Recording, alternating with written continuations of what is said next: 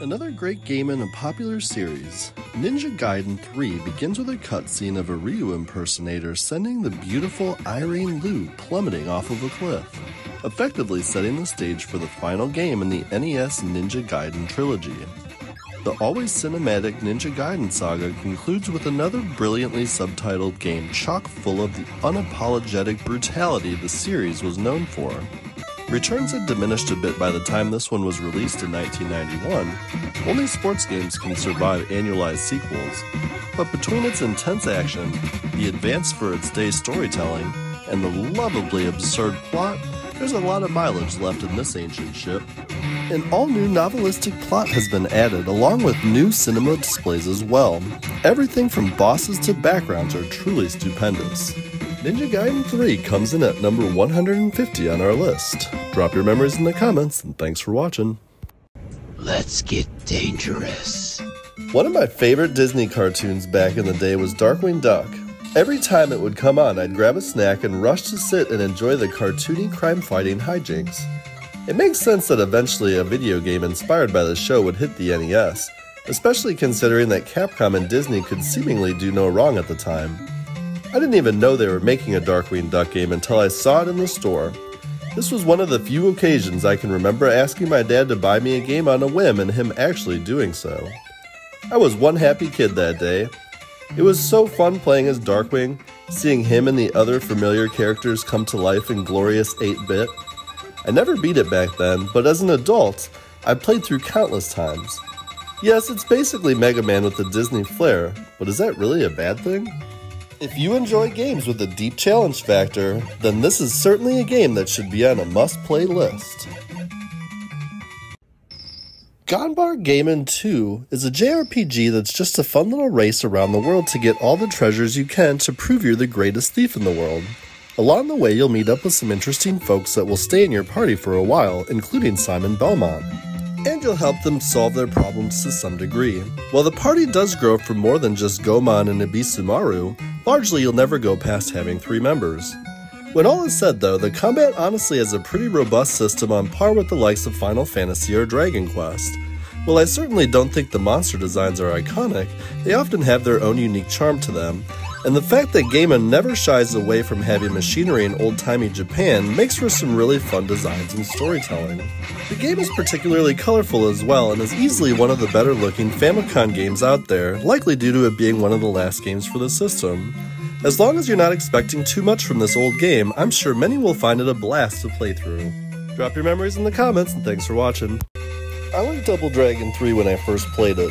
All I wanted to do was initially the fan-favorite spinning dragon kick, but you could now also do this cool move where you did a flip over a bad guy and would grab him by the hair and throw him. I thought that was super cool. And now you could use nunchucks on the boss? Yeah, I was all in. But the game's flaws became apparent when I died in stage 2 and couldn't keep going. What? 1 life? That's dumb. Once I kept playing though, I realized that you could recruit new characters onto your team and they essentially became your lives. I did enjoy how each character had their own strengths and weaknesses. It reminded me of the first NES TMNT game when you could switch between the characters on the fly depending on the situation. It's a hard game to get through, but it's very satisfying once you finally finish it. Animation is surprisingly fluid, the combos come off smooth and look painful, and the music continues on an upswing over the rather flat music of the first sequel. It's a great beat-em-up, probably the best on the system next to Mighty Final Fight. If you dig hardcore side-scrollers like Gradius, Life Force, and R-Type, the more obscure and oddly named Abadox may tickle your fast-shooting fancy. Piloting a spaceship, you battle a giant creature named Parasitus, who feeds on life forms and planets. You must survive the surface of the creature, then blast your way down its throat and through its body using lasers, guided missiles, and orbiting shields to destroy a host of interesting and even amusing enemies. You'll also blast bosses. Power-ups to grab include super speed, an orbiting barrier shield, twin missiles, a laser gun, multi-directional beams, and more. When the action scrolls vertically, the ship travels downward, which is an unusual but welcome aspect of the gameplay. Also unusual for a game produced during this era are the gruesome, graphically rich visuals featuring guts, internal organs, and the like. This is a common cartridge that is easy to find, but it's not really a mainstream title, and it drops in at number 146 on our list. I've always found it slow, clunky, and redundant, but Rampage was a very popular Bally Midway arcade game when it hit the scene in 1986. This port lacks the 3-player action of the original, and the graphics suffer from slowdown and choppiness when the screen gets busy, but the action remains roughly the same. You control giant monster George the Ape or Lizzie the Lizard as they climb the sides of buildings and punch them until they collapse. When a building begins rumbling, jump off, or your monster could get damaged in the fall. As you destroy buildings, the military attacks via helicopters, tanks, and gun-toting soldiers. Although not an ideal port, this got the basics right enough that nobody could really complain. It's got overgrown beasts just beating the hell out of some skyscrapers while also trying to swat away helicopters and stomp on tanks. It's just more proof that aimless violence can be cathartic for all ages. Rampage drops in at number 145 on our list. Drop your memories in the comments. Thanks for watching. You are Dana, a wizard who has been commissioned to rid the world of demons. Equipped with the power to generate square stones that are used as stairsteps, barriers, and floating platforms, you must walk and jump your way around each of the 50 different timed rooms, avoiding monsters while trying to grab a key and take it to the doorway leading to the next room. In addition to the type of blocks Dana creates, which can be destroyed, each room contains solid blocks that cannot be removed. By grabbing certain items, Dana can shoot fireballs, release fairies, destroy all enemies at once, and more. Most of the rooms in Solomon's Key are deviously difficult, forcing you to think your way past the numerous obstacles and monsters impeding their progress. Compared to Tecmo's 1986 arcade original, the NES game is a little easier, and it gives you a little more time to complete each of the chambers. Not surprisingly, the arcade has superior visuals, but this is a nice port. What are your memories of Solomon's Key? Drop your memories in the comments. Thanks for watching. A system launch title, Clu Clu Land is a challenging, highly original take on the maze genre. The game has players guiding a cute, round fish-like creature named Bubbles around a series of non-scrolling mazes marked with turn posts. The only way to make turns in each maze is by bouncing off the walls or by hooking a hand around said turn post. Each maze contains a pattern of hidden gold bars. When Bubbles passes above a hidden bar, it will appear on screen. The objective is to uncover all the hidden gold bars, forming an outline of a picture such as a face or a house, to progress to the next maze. An odd and unique mix between Pac-Man and Kicks. A lot of fun. The first challenge is not to find the gold bars, but to master the unique controls. Once you get the hang of it, the game reveals itself and becomes an enjoyable and addicting experience. Clu Clu Land has aged a bit, but it is still as innovative and as fun as it was back in the day, and it falls in at number 143 on our list. Drop your memories in the comments, and thanks for watching. The last NES-exclusive Nintendo game, Zoda's Revenge, sticks to the basic gameplay of the original Star Tropics. Overhead view, puzzle solving, and dungeon-based monster action where you run, jump, and attack enemies inside caves, tunnels, and buildings.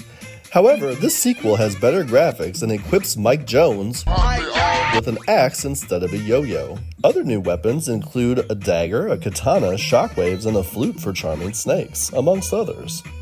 The adventure takes Mike, who can now move and fire diagonally and turn around more quickly, on a 9-chapter trip through time where he'll visit such locales as Egypt, London, Italy, and Transylvania, and visit with such figures as Cleopatra and Leonardo da Vinci.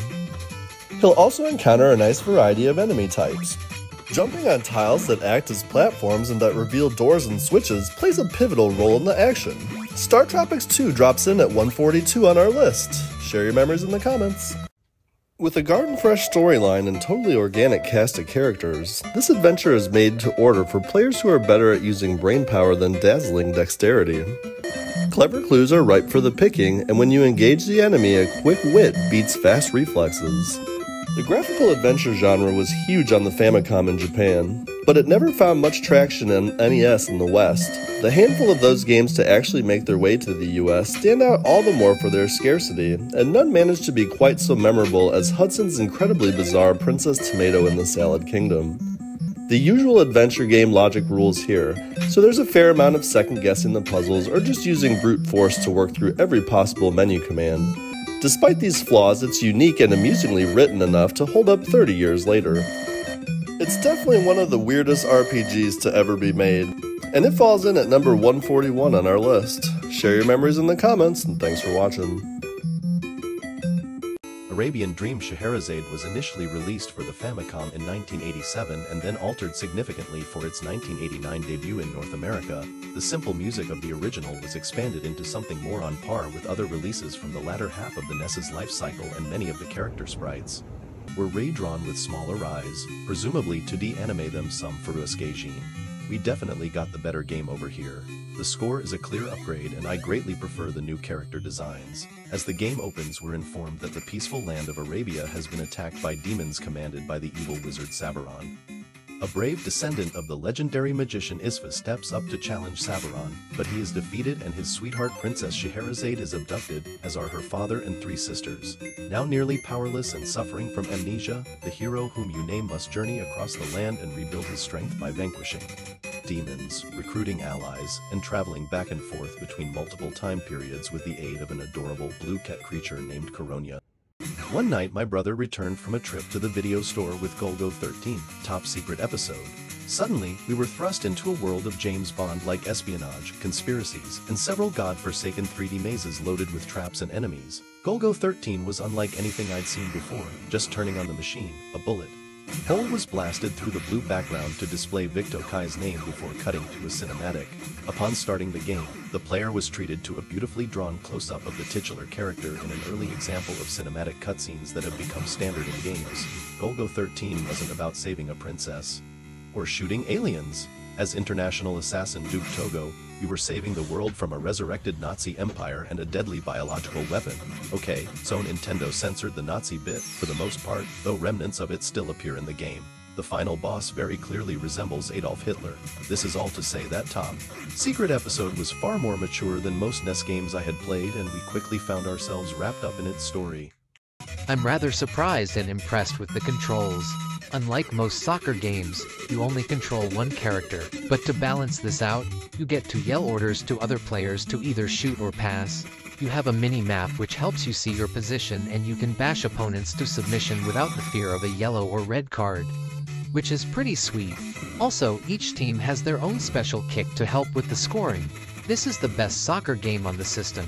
It's something to be expected from the minds of River City Ransom, with gorgeous cutscenes, decent graphics and music, and really fun gameplay. This one is highly recommended for your sports fix on the system. That is, if you don't mind playing a sports game that doesn't take itself too seriously. It's a long story mode that can net you at least 2 hours or more, depending on how you progress. Just think Super Dodgeball with soccer and you are in the right ballpark. It gets my seal of approval.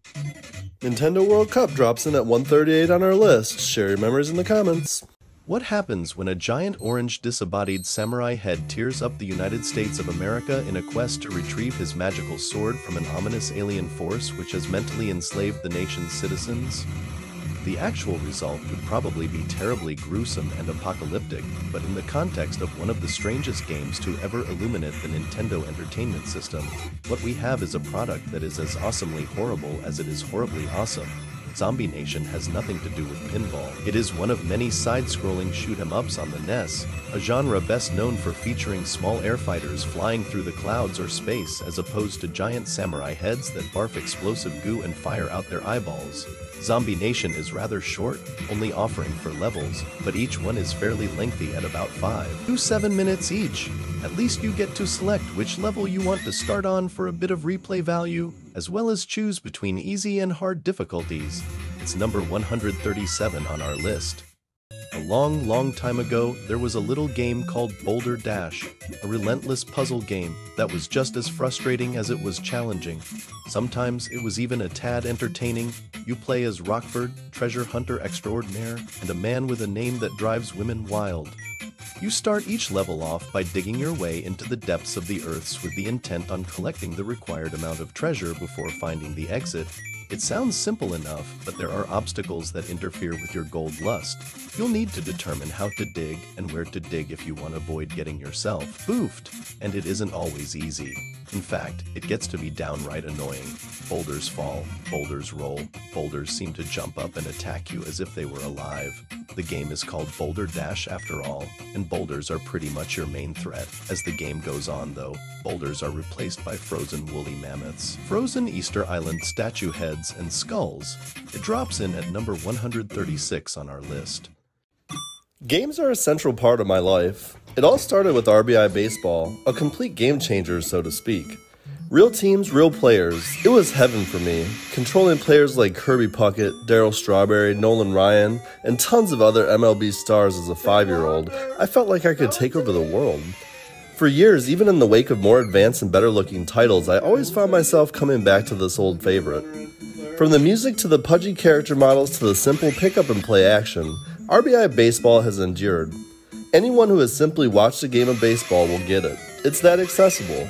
The multiple windows for runners and the ability to sub in players and replace pitchers are features that weren't commonplace for the NES. 30 years later, RBI remains one of the most influential and successful sports games of all time. While its current day iterations aren't nearly as fun to play, the 8-bit original continues to be in a league of its own.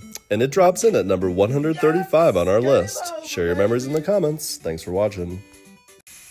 The first time I laid eyes on Clash of Demon Head was when I received it as a Christmas present. I had never heard of the game, so I had no idea what it was about. Looking at the box art, I expected a thrilling, action-packed experience, and my 8-year-old self wasn't wrong. Clash of Demon Head is about as open world as it could get on the NES. It was a big game and had me both awestruck and totally confused. You play as a character named Billy Big Bang who has to explore the world and defeat all the bosses scattered throughout. I remember endlessly trying to complete the game, but it was difficult. The game was definitely ahead of its time. I spent that Christmas sitting in front of the TV with my older brother exploring the vast worlds. There's so much to do in the game that I still have yet to complete it. Backtracking, non-linear gameplay, and a shop where Bang can purchase armor, weapons, and other items means Clash of Demon Head should appeal to RPG fans. It drops in at number 134 on our list. Share your memories in the comments. It's called Section Z because in the original arcade version, you have to make your way through 26 alphabetically labeled levels. But in the NES version, they've labeled the levels with the numbers 1 to 60, which kind of makes the game's name stupid. The graphics are nice, it's easy to see where you can fly and what is a wall. Each level has its own distinct look and colors. With a whole heap of weapons available, and the ability to upgrade both weapons and player, it's a pretty cool game. Fairly difficult, but if you persist at it, you will gain the skills you need to complete it. Other changes were made as well, including the addition of shields but no health meter. At first glance, Section Z is a typical side-scroller with reasonable challenges, lots of shooting, and solid visuals, but the objectives are needlessly confusing, a situation not helped at all by the instruction manual. The first run of the game was packaged with a helpful map, which is now rare and sought after by collectors. Section Z is number 133 on our list. Drop your memories in the comments, and thanks for watching. This was a defining day for my brother and I, though I'm sure neither of us knew it then. When Ikari Warriors came out, I went berserk for it, and having no income of my own, I had to beg my brother Matt, who's 12 years older than me, to go out and rent it, which he would deny time and time again. We'd head to Mr. Movies in Minnesota. I'd see the box art, freak out, and he'd pick up something else. Finally, we rented it, played co-op, and dominated the game, even leaving the NES on overnight. I was totally paranoid that I'd come back from school, or daycare or whatever, and the game would be turned off. Fast forward another 15 years or so, and I'd spend my nights playing BioShock while he plays games like BlazBlue. I guess some things never change. The cooperative multiplayer capability was awesome, as was the ever-present search for vehicles to commandeer. Although not heaping in replay value, Ikari Warriors is still a great catch, and it drops at 132 on our list. Deja Vu takes place in a 1930s-era Chicago where you assume the role of a hard-boiled private eye, groggily awakening in a men's room stall with a splitting headache and amnesia, and quickly needing to find out who knocked you out, why, and what criminal operation they happen to be running. Deja Vu is certainly an enjoyable game, but many of its puzzles were admittedly just too obtuse for the thinking level of my 12-year-old brain. Sure, I made some progress, but often got stuck at the point of going in circles. Thankfully though, somebody at Nintendo must have recognized this possibility because Nintendo Power published a huge spread on the game, complete with fold-out map which effectively revealed all of its secrets and directed you specifically on how to win it. But let's face it, without Nintendo Power, I doubt I would have beat this game even with the Game Genie. It was that tough. But it holds up to this day, and for gamers seeking an intellectual challenge above the NES run-of-the-mill, Deja Vu might just fit the bill, and it falls in at number 131 on our list. Drop your memories in the comments. Thanks for watching. A bizarre and endearing platformer, instead of huge open expanses, the levels actually feel like zoo enclosures. A main character who's so adorable, even his death scream will leave you squealing for joy. The little quibbles such as the Kiwi's poor jumping skills are overshadowed by the amount of creativity and sweetness that went into this game. The simple graphics have been reproduced faithfully and the music is an upbeat remix of the arcade theme. Playability is there in bucket loads, and the game itself is humongous. Complaints are few and far between, but what is the appalling sprite flicker when too much is going on? The sheer number of things to discover, finding weapons, vehicles, and hidden levels, has you playing into the wee small hours of the night. NES owners have the best platform games of all time in the Mario series, but this pretty damn good arcade conversion won't do any harm at all. Kiwi Craze is 130 on our list. Drop your memories in the comments. On the surface, this appears to be standard NES baseball fare, with small squad players, simple gameplay, and intuitive controls. The behind-the-batter pitching screen makes it easy to gauge incoming curveballs, and when a ball is hit, you get a nice wide angle of the field. Pacing is brisk, allowing you to toss one pitch after the next with minimal pausing. The fielding is a bit weak with fly balls that take forever to come back down and a second baseman that insists on covering first base. It sounds pretty average until you discover Simulator's ace in the hole, the Ultra League. Power-ups add humor and variety, but since they're limited, they also add a strategic element as well. In normal mode, Baseball Simulator's music is absolutely unbearable with constant ear-splitting whistles. But thankfully it's much better in Ultra League mode, and that's really the only mode you'll need. Forget realism, forget statistics, this game was designed for one thing, fun. Baseball Simulator has got to be one of the most unique sports games ever made.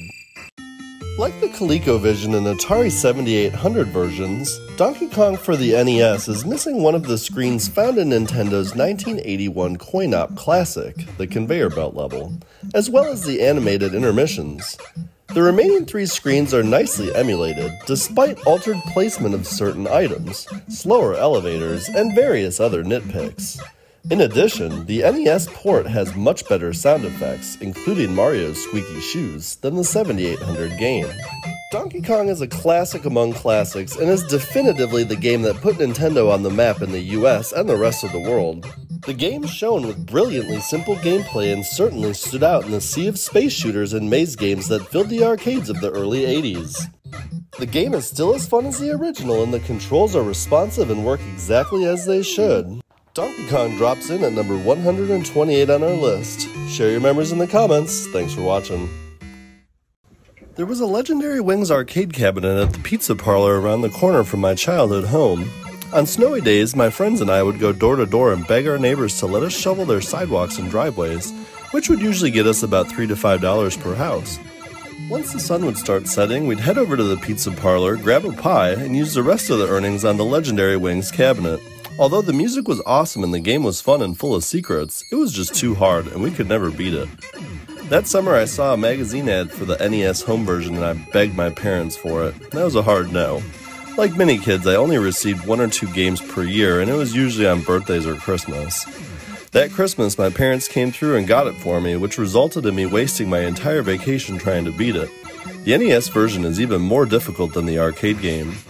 It wasn't until the release of the Game Genie that I would finally see the ending, and what a terrible broken English ending it was. Well, at least the spelling was correct. Based on Bucky O'Hare and the Toad Wars, the animated series from 1991, Bucky O'Hare for the NES lets players guide the titular character through 8 challenging levels, rescuing his friends and battling members of the fiendish Toad Empire. Each friend has a different weapon or ability, such as 3-way pulse gun, bombs, flying, or clinging to walls. Gameplay evokes the more well-known Mega Man, but Bucky O'Hare offers more variety. Excellent platforming and shooting action, gorgeous visuals, and robust sound effects and music cement the deal. Konami released an arcade version the same year, but it's a beat-em-up. A great game if you can ever get your hands on it.